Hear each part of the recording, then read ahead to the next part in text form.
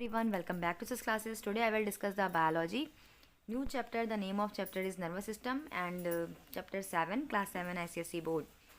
तो आज की वीडियो में हम लोग नर्वस सिस्टम को डिस्कस करने वाले हैं। मैंने इससे पहले की वीडियो जब मैं केमिस्ट्री का लास्ट टॉपिक बता रही थी तब मैंने बता दिया था कि इसके बाद हम लोग बायोलॉजी पढ़ेंगे। हम लोग टर्म वाइज हर चीज़ को डिस्कस कर रहे थे, पहले फिजिक्स, केमिस्ट्री, अब देन बायोलॉजी। ठीक है, तो अगर आप अपने चैनल पे मेरे चैनल पे अभी तक नए हो और आपने मेरे चैनल को सब्सक्राइब नहीं किया है तो जल्दी सब्सक्राइब कर दीजिए और बेल आइकॉन की सारी घंटी जो प्रेस कर दीजिए ताकि आपको मेरी हर नई आने वाली वीडियो की नोटिफिकेशन मिलती रहे। और आप इस क्लास से जुड़ जाइएगा क्योंकि आपको इसमें पूरे जो नोट्स के साथ प्रोवाइड किया जाएगा हर चीज़, और आपको हर चीज़ यहाँ पर डीपली समझाई जा रही है। तो 1 बाय 1 हम लोग एक वे से पढ़ रहे थे फिज़िक्स, केमिस्ट्री एंड बायोलॉजी। इसके अलावा अगर आपको किसी टॉपिक पर वीडियो चाहिए तो आप मुझे कमेंट करके भेज सकते हैं। तो चलिए हम लोग बिना टाइम वेस्ट किए स्टार्ट करते हैं आज की वीडियो को, जिसका नाम है नर्वस सिस्टम। हमारा टॉपिक का नाम है नर्वस सिस्टम। तो नर्वस सिस्टम में सबसे पहले हम लोग अगर बात करें तो अगर हम लोग देखें कि हम लोग अब जब खाना खाने जाते हैं, ठीक है, फूड को हम लोग जब खाने जाते हैं तो सबसे पहले हमारी आइज़ क्या करती है, फूड को लोकेट करती है, फूड कहाँ रखा हुआ है, ठीक है, ये होता है। उसके बाद हमारी नोज़ जो होती है वो इसको स्मेल करती है, ठीक है, तो बहुत अच्छी स्मेल आ रही है भाई खाने की। तो फिर क्या होता है, हमारा हैंड जो होता है फिर उसके ब्रिंग आउट करता है, उसको माउथ तक ले जाता है उस फूड को, ठीक है। और फिर क्या होता है कि हम लोग की टंग उसको टेस्ट करती है। तो ये सारे जो मैनर से आई का लोकेटेड करना फूड की तरफ, और फिर हमारे नोज़ का स्मेल करना, और फिर हमारे हैंड का ब्रिंग आउट ले जाना माउथ तक उस खाने को, और फिर हमारे टंग का उसका टेस्ट करना। तो ये सारे काम जो हो रहे हैं वो एक वेल मैनर में हो रहे हैं। कहीं ना कहीं यहाँ पर क्या दिखाई दे रहा है, कोऑर्डिनेशन। कोऑर्डिनेशन मतलब जहाँ पर एक काम जो है वो वेल प्रॉपर मैनर में हो रहा हो, 1 बाय 1 एक साथ नहीं हो रहा है, सारे काम एक के बाद एक के बाद एक के बाद एक हो रहे हैं। तो इसी को हम लोग क्या बोलते हैं, कोऑर्डिनेशन पढ़ रहे हैं। जब आप लोग नर्वस सिस्टम के बारे में पढ़ना जानते हो तो फिर आपको कोऑर्डिनेशन के बारे में जानना बहुत ज़रूरी हो जाता है।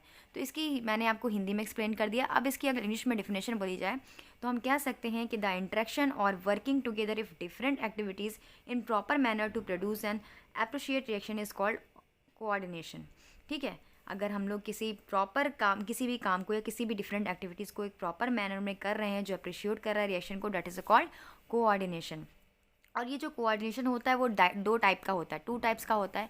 कौन कौन सा, एक होता है हमारा नर्वस कोऑर्डिनेशन और दूसरा होता है केमिकल कोऑर्डिनेशन। नर्वस कोऑर्डिनेशन में हमारा नर्वस सिस्टम आता है एंड केमिकल कोऑर्डिनेशन में हमारा हार्मोन सिस्टम आता है। तो यहाँ पर हम लोग को क्या पढ़ना है भाई, यहाँ पर आप अपनी बुक में आ जाते हैं तो क्या लिखा हुआ है, कंट्रोल एंड कोऑर्डिनेशन। सबसे पहला यहाँ पर क्या बताया जा रहा है कि जितने भी मल्टी सेलुलर ऑर्गेनिज्म होते हैं वो इवॉल्व होते हैं, उनके अंदर 2 सिस्टम जो है वो इंश्योर पाया जाता है जो कंट्रोल करता है एंड कोऑर्डिनेशन करता है बहुत सारी एक्टिविटीज़ के साथ simultaneously in different system in their body. उनकी बॉडी में जो अलग अलग सिस्टम होते हैं उनको एक सिस्टमेटिकली काम करने के लिए प्रोवाइड करता है कोऑर्डिनेशन। तो ये कोऑर्डिनेशन जो है वो कंटेंट क्या करता है, कोऑर्डिनेटिंग जो होते हैं सिस्टम 2 टाइप के मैंने आपको बता दिए कौन कौन से होते हैं। एक होता है हमारा नर्वस सिस्टम, ठीक है, दूसरा होता है हार्मोन वाला। तो नर्वस सिस्टम में क्या होता है, जो एक्सरसाइज न्यूरल कंट्रोल होता है, यहाँ पर हमारी जो मसल्स वगैरह होती हैं वो सारी कंट्रोल होती हैं हमारे नर्वस के थ्रू, ठीक है, इलेक्ट्रोकेमिकल इम्पल्स के थ्रू। एंडोक्राइन सिस्टम जो है वो आपको क्लास 8 में डिस्कस करना है, अभी आपको इसके बारे में जानकारी लेने की ज़रूरत नहीं है। बस इतना जान लीजिए कि यहाँ पर क्या होता है, केमिकल कंट्रोल होता है। जिस तरीके से ये न्यूरल कंट्रोल होता है वैसे ही एंडोक्राइन सिस्टम में केमिकल कंट्रोल होता है हार्मोन्स का, ठीक है, जिसे हम लोग केमिकल मैसेंजर के नाम से भी जानते हैं। तो समथिंग मोर में आपको दिया गया है कि क्या कोऑर्डिनेशन होता है। कोऑर्डिनेशन की अभी मैंने आपको सिंपल सी डिफिनेशन बता दी, और डीपली जाएँ तो कोऑर्डिनेशन रिप्रेजेंट करता है नॉर्मल कंट्रोल को। हमारी बॉडी के जितने भी फंक्शन हैं, जितने भी टिश्यूज़ हैं, जितने भी ऑर्गन हैं, वो एक करेक्ट स्पीड से, एक करेक्ट सीक्वेंस में, simultaneously, line by line, physiological limits में, हर सारे, जैसे मैंने बताया ना कि फूड एग्जाम्पल, ईटिंग फूड, अगर हम इसका एग्जाम्पल, हमने बहुत अच्छा एग्जाम्पल लिया, क्या लिया, ईटिंग फूड। जो हम लोग फूड को खाते हैं तो हमने बहुत सारी एक्टिविटी होती है, like looking the food, identify the food item, putting the food item in plate, using spoon और fork, eating, chewing, swallowing, digestion, absorption, all of this above are coordination. तो ये कोऑर्डिनेशन क्या है, एक सीक्वेंस है जिसमें जो है हम लोग के डिफरेंट ऑर्गन्स जो हैं वो यूज़ हो रहे हैं। भाई डाइजेशन में अलग ऑर्गन यूज़ हो रहा है, एब्जॉर्प्शन में अलग ऑर्गन यूज़ हो रहा है। तो ये सारे जो ऑर्गन्स हैं वो एक मैनर में काम कर रहे हैं, एक सीक्वेंस वाइज काम कर रहे हैं। अब आपको कोऑर्डिनेशन की डिफिनेशन अच्छे से समझ में आ गई होगी, आई होप, ठीक है। तो अब हम लोग आते हैं अपने मेन टॉपिक पे जिसका नाम है नर्वस सिस्टम। कोऑर्डिनेशन तो आप लोग को अच्छे समझ में आ गया, अब आ जाइए नर्वस सिस्टम में। नर्वस सिस्टम क्या होता है, नर्वस सिस्टम जो होता है वो कंट्रोल सेंटर होता है हमारी बॉडी का। हमारी बॉडी में जितनी भी एक्टिविटीज़ होती हैं उनको कौन कंट्रोल करता है, हमारा नर्वस सिस्टम कंट्रोल करता है। और ये क्या करता है, ये प्रोवाइड करता है fastest means communication between different body parts. ठीक है, जितनी तेज़ी से ये कम्युनिकेट करता है उतनी तेज़ी से बॉडी के, हमारे जो बॉडी के कोई भी पार्ट कम्युनिकेट नहीं कर पाते, जो डिफरेंट टाइप के बॉडी पार्ट्स होते हैं इसमें बहुत तेज़ी से कम्युनिकेट करते हैं। यहाँ पर एक नेटवर्क पाया जाता है जिसे हम लोग बोलते हैं नर्व सेल। ठीक है, और ये नर्व सेल जो होती है, ये जो नर्व सेल होती है वो क्या होता है, बंडल होता है नर्व फाइबर का, जिसे हम एक्सॉन बोलते हैं। तो यहाँ पर नर्व सेल जो होती है, जिसे न्यूरॉन्स भी कहा जाता है, ये नर्व फाइबर का एक बंडल होता है। आगे आगे जैसे आप लोग पढ़ते जाएंगे वो आप चीज़ें आप लोग के समझ में आती जाएंगी। नेक्स्ट पॉइंट है हमारा न्यूरॉन्स और नर्व सेल्स। अब न्यूरॉन्स या नर्व सेल होती क्या है, तो न्यूरॉन्स जो होती है वो स्ट्रक्चरल एंड फंक्शनल यूनिट होता है नर्वस सिस्टम का। न्यूरॉन्स क्या होता है, ये क्वेश्चन बहुत ज़्यादा पूछा जाता है कि न्यूरॉन्स जो है वो स्ट्रक्चरल एंड फंक्शनल यूनिट होता है नर्वस सिस्टम का। इसको आप लोग हेडिंग बना लीजिएगा। ठीक है, तो नर्वस सिस्टम जो होता है वो बना होता है मिलियन ऑफ न्यूरॉन से। बहुत सारे न्यूरॉन से मिलकर के क्या बनता है, हमारा नर्वस सिस्टम बनता है। तो एक न्यूरॉन जो होते हैं वो 3 पार्ट में डिवाइड होते हैं। एक न्यूरॉन, सिर्फ एक न्यूरॉन जो होता है वो 3 पार्ट में डिवाइड होता है। कौन कौन से पार्ट होते हैं, मेन पार्ट जो होता है न्यूरॉन का उसे हम लोग सेल बॉडी बोलते हैं या फिर साइटॉन बोलते हैं। उसे सेल बॉडी भी कह सकते हैं और साइटॉन भी कह सकते हैं। बहुत सारे फिंगर लाइक प्रोजेक्शन यानी उंगलियों जैसी संरचनाएं पाई जाती हैं जो ब्रांच होती हैं या ब्रांचिंग होती हैं, उनके ऊपर जो है साइटॉन प्रेजेंट होते हैं जिसको हम लोग बोलते हैं डेंड्रॉन्स। ये हमारा दूसरा पार्ट हो गया। ठीक है, और यहाँ पर फाइन ब्रांचेस होती हैं डेंड्रॉन्स की, जिसको हम लोग डेंड्राइट्स कहते हैं, जिनका एंड पर, जिनके नोब लाइक स्ट्रक्चर यानी थोड़ा सा घुमावदार यहाँ पर स्ट्रक्चर होता है जिसे हम लोग टर्मिनल नोब्स के नाम से जानते हैं। अभी आप लोग डायग्राम में इन सारी चीज़ों को देखोगे। फिर हमारा तीसरा क्या पार्ट है इसका कि लॉन्गेस्ट सिंगल एक्सटेंशन होता है इसमें साइटॉन का, जिसे हम लोग एक्सॉन कहते हैं। इसमें जो एंड होते हैं वो डिवाइडेड होते हैं टर्मिनल ब्रांचेस में, या कि काफ़ी ज़्यादा क्या होते हैं, नीचे की तरफ ब्रांच होते हैं एंड, जिस जो ब्रांच होती है उसे हम लोग क्या बोलते हैं, सिनेप्टिक नोब्स के नाम से जानते हैं। ये हमारी क्या बात हुई न्यूरॉन्स और नर्व सेल के बारे में। पहली बात हम लोगों ने क्या पढ़ी कि नर्वस सिस्टम जो होता है वो हमारे बॉडी का कंट्रोल सेंटर होता है, जो हमारी बॉडी की सारी एक्टिविटीज़ को कंट्रोल करता है। इतनी बात माइंड में आ गई। उसके बाद जो हमारे नेटवर्क होते हैं उनको हम लोग क्या बोलते हैं, नर्व सेल्स होते हैं, जो नर्व फाइबर से मिलकर बने होते हैं बहुत सारे बंडल से। अब न्यूरॉन या नर्व सेल्स क्या होती हैं, न्यूरॉन्स ये स्ट्रक्चरल एंड फंक्शनल यूनिट होता है हमारे नर्वस सिस्टम का, और ये बहुत सारे न्यूरॉन से मिलकर बना होता है, मिलियन ऑफ न्यूरॉन से मिलकर बना होता है। और इसके 3 पार्ट होते हैं, कौन कौन से, सेल बॉडी या साइटॉन, डेंड्रॉन, ठीक है, और फिर हम सिनेप्टिक नोब्स के नाम से जान सकते हैं। 3 पार्ट ये होते हैं। अब हम लोग इस डायग्राम में जब देखेंगे, ये डायग्राम आपको शो कर रहा है तो यहाँ पर बहुत क्लियरली आपको जूम करके दिखाती हूँ, तो आधा जूम हो गया। ठीक है, इतना काफ़ी है। तो यहाँ पर देखिए आपको ये डायग्राम शो किया गया है स्ट्रक्चर ऑफ, ये एक न्यूरॉन का हमारा क्या है डायग्राम है, एक न्यूरॉन का।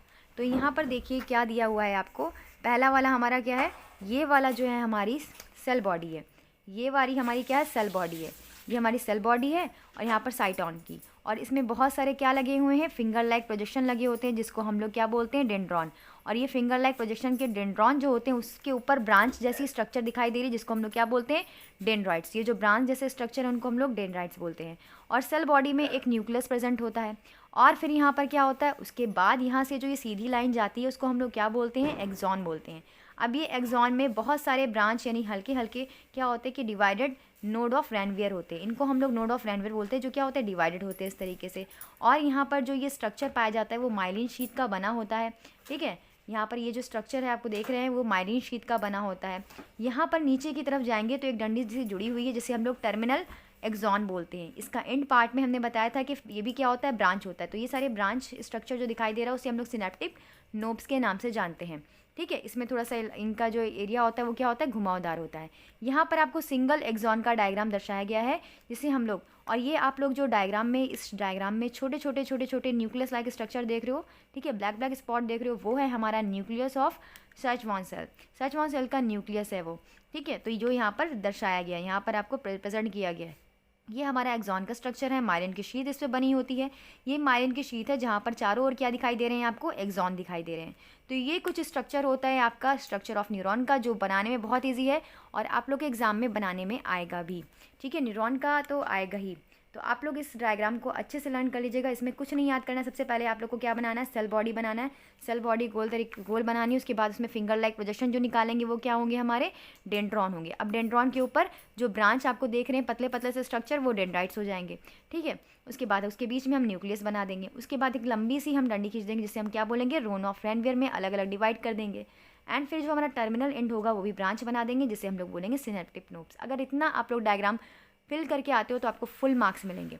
चलिए अब आते हैं जो लिखा हुआ है इस टॉपिक पे। फिर है हमारा कि most of the neurons of body axon are surrounded by spirally coil sheet of fatty substance called myelin sheet और मेडुलेटेड शीट। जो अधिकतर न्यूरॉन्स होते हैं, ठीक है, ज़्यादातर न्यूरॉन्स जो होते हैं हमारी बॉडी में, वो एक्सॉन जो होते हैं सराउंडेड होते हैं इस स्पायरली यानी घुमावदार, जो आप देख रहे हैं यहाँ पर घुमावदार शीट से, जो फैटी सब्सटेंस की बनी होती है, जिसे हम लोग बोलते हैं माइलिन शीट। ये किसी फैटी सब्सटेंस से मिलकर बनी होती है, या फिर इसको हम लोग मेडुलेटेड शीट के नाम से भी जानते हैं। ये माइलिन शीट जो होती है वो इंसुलेट करती है एक्सॉन को, की स्पीड को बढ़ा देती है नर्व इम्पल्स में ओके सॉरी।